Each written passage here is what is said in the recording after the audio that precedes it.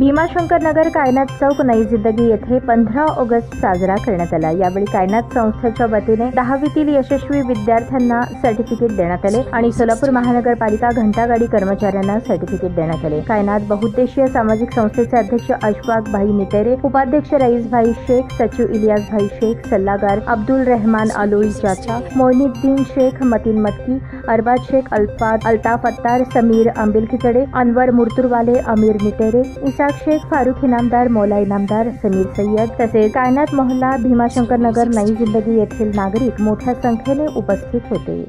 मैं रईस अब्दुल रजाक शेख, कायनात बहुउद्देशीय संस्था का उपाध्यक्ष। आज कायनात बहुउद्देशीय सामाजिक संस्थातर्फे 15 ऑगस्ट साजरा करण्यात येणार आहे। तरी भीमाशंकर नगर नई जिंदगी येथील नागरिक मोठ्या संख्येने उपस्थित राहिले। आज नई जिंदगी येथे 15 ऑगस्ट मोठ्या उत्साहाने आणि आनंदाने साजरा होईल अशी मी आशा बाळगतो आणि माझे 2 शब्द संपवतो। जय हिंद, जय महाराष्ट्र। ताज्या बातम्या पाहण्यासाठी प्राईम महाराष्ट्र न्यूज चॅनलला सबस्क्राइब करा।